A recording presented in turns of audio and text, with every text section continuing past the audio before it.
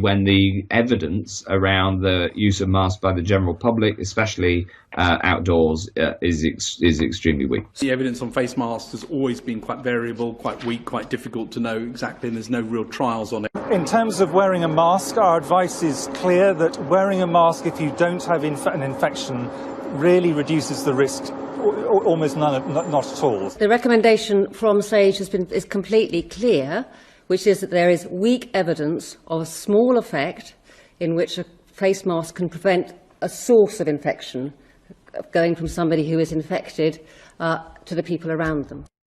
I was on the phone this morning to a colleague in Hong Kong who's a professor there who's done the evidence review for the World Health Organization on face masks, and we're of the same mind that there is no evidence that general wearing of face masks by the public who are well affects the spread of the disease in our society. In terms of the hard evidence and what the UK government recommends, we do not recommend face masks for general wearing by the public. It clearly is a very serious epidemic, but equally the fact that actually the great majority of people will not die from this. And I'll just repeat something I said right at the beginning, because I think it's worth reinforcing. Most people, a significant proportion of people will not get this virus at all, at any point in the epidemic, which is going to go on for a long period of time. Of those who do, some of them will get the virus without even knowing it. They will have the virus with no symptoms at all, asymptomatic carriage, and we know that happens. Of those who get symptoms, the great majority, probably 80%, will have a mild or moderate disease. Might be bad enough for them to have to go to bed for a few days, not bad enough for them to have to go to the doctor.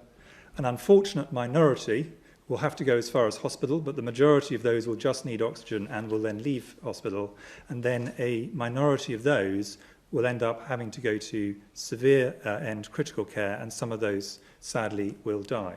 But that's a minority. It's 1% or possibly even less than 1% overall. And even in the highest risk group, this is significantly less than 20%, i.e. the great majority of people, even the very highest groups, if they catch this virus, will not die.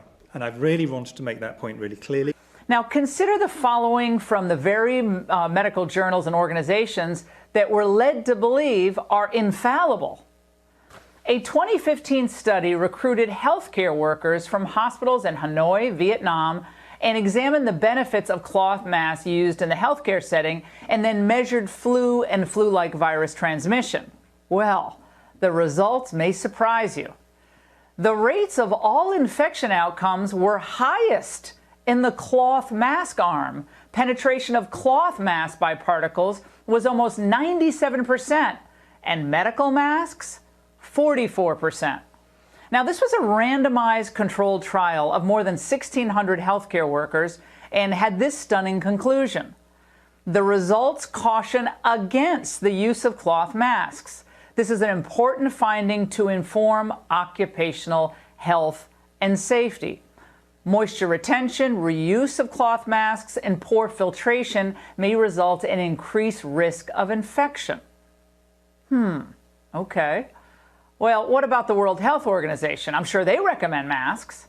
Well, just go to the WHO website, where they say there is limited evidence that wearing a medical mask by healthy individuals and households, in particular those who share a house with a sick person or among attendees of mass gatherings, may be beneficial as a measure of preventing transmission.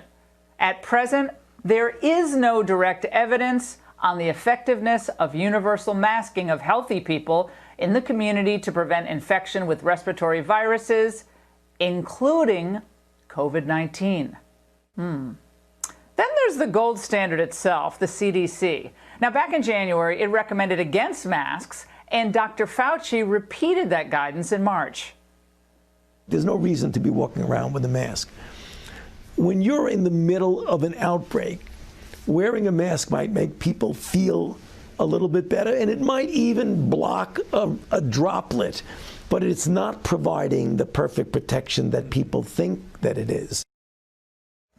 Now, Fauci recently explained his masks flip. He's now in favor of them, saying those comments initially were motivated by his concern for saving masks for healthcare workers.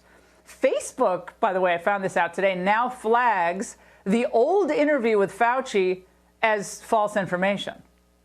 But he sure seemed convincing. But that's not all. An April study published in Nature seemed consistent with the old Fauci as well. It measured and compared viral shedding in the coughing of 111 participants, some wearing masks, some not. The results? Among the samples collected without a face mask, we found that the majority of participants with influenza virus and coronavirus infection did not shed detectable virus in respiratory droplets or aerosols. For those who did shed virus in respiratory droplets and aerosols, viral load in both tended to be low. But the world is full of experts who got big issues wrong, isn't it? Before Americans are forced to accept new restrictions on their freedoms, or even be shamed or even beaten up for not complying with these mandates, demand to see all of the science behind the lockdowns, social distancing, and the masks. Otherwise, don't be surprised if you lose your pre-COVID way of life for the rest of your life. We'll do a little test here today. A lot of people are saying they're getting headaches and stuff from wearing the mask that they're requiring us to wear pretty much everywhere we go. And I'm going to test oxygen level under a mask using an OSHA-approved air quality monitor that tests for oxygen levels, hazardous gas levels, LEL, CO, NH3, H2S, stuff like that. So I'm going to do a little test here. I'm going to put the sampling tube at the corner of my mouth, and I'm not exerted, I'm just standing here. So we're going to put it right here. That's going straight to the air quality monitor. And we'll see what the oxygen level is.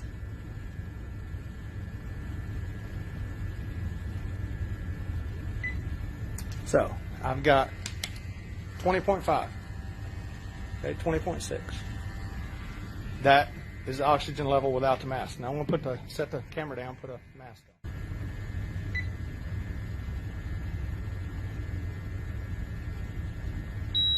You can hear the alarm going off. That means that there is a hazardous atmosphere. And we'll see what the levels are. 17.5, it's starting to go back up. Okay. It's going to clear at 19.5. And that's what is required to work in a space.